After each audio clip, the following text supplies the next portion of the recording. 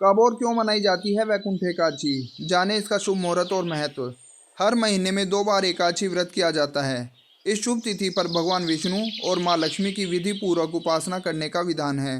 साथ ही व्रत के नियम का पालन करना चाहिए। पंचांग के अनुसार पोष माह के शुक्ल पक्ष में वैकुंठ एकादशी व्रत किया जाता है। आइए जानते हैं इस व्रत से जुड़ी महत्वपूर्ण बातें। सनातन धर्म में एकादशी तिथि को जगत के पालनहार भगवान विष्णु और माँ लक्ष्मी की कृपा प्राप्त करने के लिए उत्तम माना जाता है। हर माह के कृष्ण और शुक्ल पक्ष की एकादशी तिथि पर व्रत किया जाता है। पोष माह में वैकुंठ एकादशी व्रत किया जाता है। इसे पोष पुत्रदा एकादशी के नाम से भी जाना जाता है। धार्मिक मान्यता है कि इस दिन पूजा अर्चना और व्रत करने से संसार के सभी सुख प्राप्त होते हैं और जन्म और मरण के चक्र से छुटकारा मिलता है। क्या आप जानते हैं कि वैकुंठ एकादशी का व्रत क्यों किया जाता है? चलिए जानते हैं इस बारे में। वैकुंठ एकादशी 2025 की तारीख और समय। पंचांग के अनुसार पोष माह के शुक्ल पक्ष की एकादशी तिथि की शुरुआत 9 जनवरी को दोपहर 12:22 से होगी। वहीं इस तिथि का समापन 10 जनवरी को रात्रि 10:19 पर होगा। ऐसे में वैकुंठ एकादशी का व्रत 10 जनवरी को किया जाएगा। वैकुंठ एकादशी या पुत्रदा एकादशी का शुभ समय।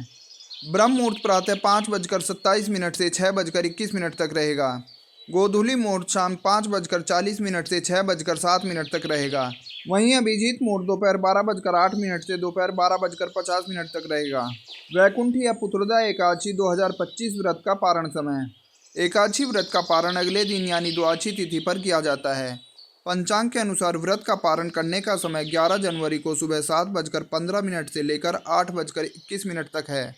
द्वादशी को व्रत खोलना है जरूरी।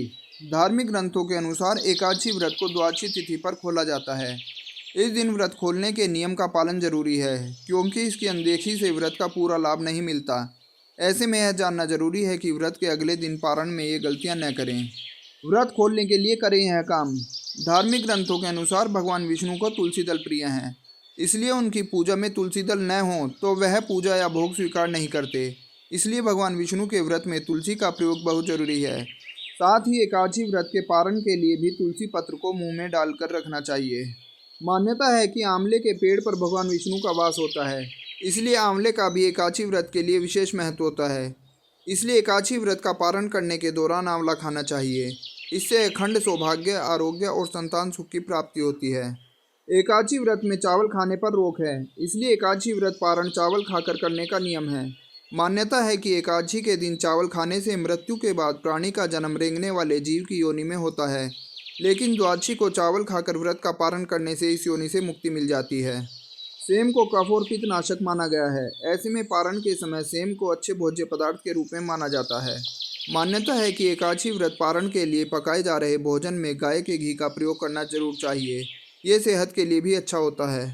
एकादशी व्रत पारण में भूल कर भी न करें इन वस्तुओं का प्रयोग। एकादशी व्रत पारण में मूली, बैंगन, साग, मसूर की दाल, लहसुन, प्याज आदि का प्रयोग नहीं करना चाहिए, क्योंकि बैंगन पित्त दोष और उत्तेजना बढ़ाता है और मसूर की दाल अशुद्ध मानी जाती है। वहीं मूली की तासीर ठंडी होती है, इसलिए यह व्रत के ठीक बाद सेहत के लिए सही नहीं होती है। इसके अलावा लहसुन, प्याज तामसिक भोज्य पदार्थ माना जाता है, इसलिए व्रत पारण में इसका प्रयोग नहीं करना चाहिए, क्योंकि इसकी अनदेखी पर उत्तेजना, क्रोध, हिंसा और अशांति की भावना बढ़ती है। एकादशी व्रत का पारण करने का सही तरीका इस प्रकार है।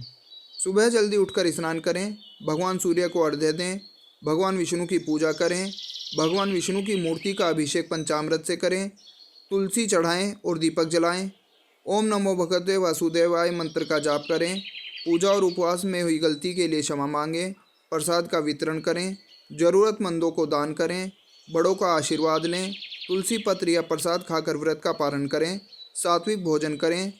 एकादशी व्रत का पारण करने के कुछ और नियम। एकादशी व्रत का पारण अगले दिन सूर्योदय के बाद करना चाहिए। द्वादशी तिथि खत्म होने से पहले पारण करना चाहिए। हरिवासर के दौरान व्रत नहीं तोड़ना चाहिए। पारण में मूली, बैंगन, साग, मसूर की दाल, लहसुन, प्याज का सेवन नहीं करना चाहिए। पारण के दिन चावल नहीं खाना चाहिए। पारण के लिए पकाए जा रहे भोजन में गाय के घी का इस्तेमाल करना चाहिए। वैकुंठ या पुत्रदा एकादशी की व्रत कथा। पौराणिक कथाओं के अनुसार एक समय भद्रावती नदी के तट पर राजा संकेतमान नाम का राजा राज्य करता था। उसकी पत्नी का नाम शैव्या था। राजा के पास किसी चीज की कमी नहीं थी।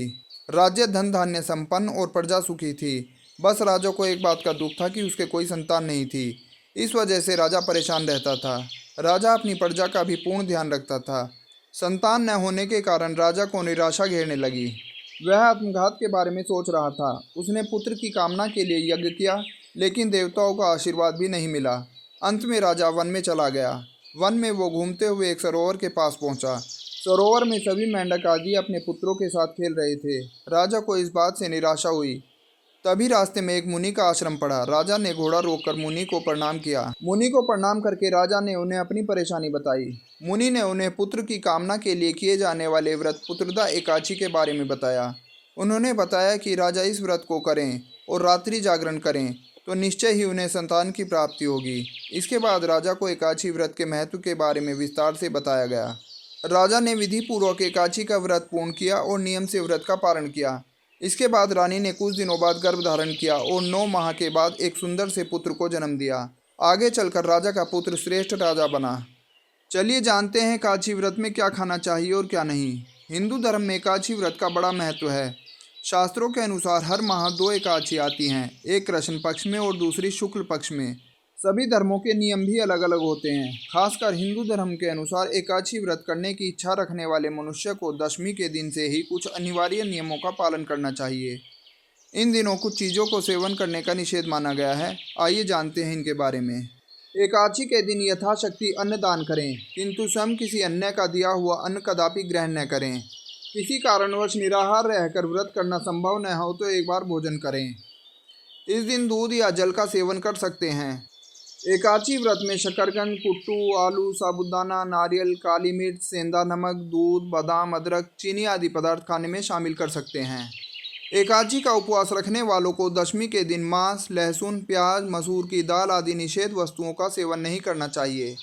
एकादशी के दिन प्रातः लकड़ी का दातुन न करें। इस दिन वृक्ष से पत्ता तोड़ना वर्जित है, अतः स्वयं गिरा हुआ पत्ता लेकर सेवन करें। नींबू, जामुन या आम के पत्ते लेकर चबा लें और अंगुली से कंठ साफ कर लें। यदि यह संभव न हो तो पानी से 12 बार कुल्ला करें। एकादशी यानी 11 के दिन व्रतधारी व्यक्ति को गाजर, शलजम, गोभी, पालक इत्यादि का सेवन नहीं करना चाहिए।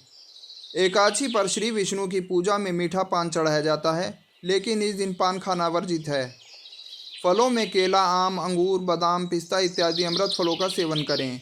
सूखे मेवे जैसे बादाम, पिस्ता आदि का सेवन किया जा सकता है। एकादशी तिथि पर जौ, बैंगन और सेम फली नहीं खानी चाहिए। इस व्रत में सात्विक भोजन करें। मांस, मदिरा या अन्य कोई नशीले पदार्थ का सेवन नहीं करें। प्रत्येक वस्तु प्रभु को भोग लगाकर तथा तुलसी दल छोड़कर ग्रहण करनी चाहिए। यह जानकारी मान्यताओं, धर्म ग्रंथों और विभिन्न माध्यमों से ली गई है। हमारा चैनल इसकी सटीकता की पुष्टि नहीं करता है। किसी भी उपाय को करने से पहले संबंधित विशेषज्ञ की सलाह जरूर लें। हमारा उद्देश्य बस आपको जानकारी देना है।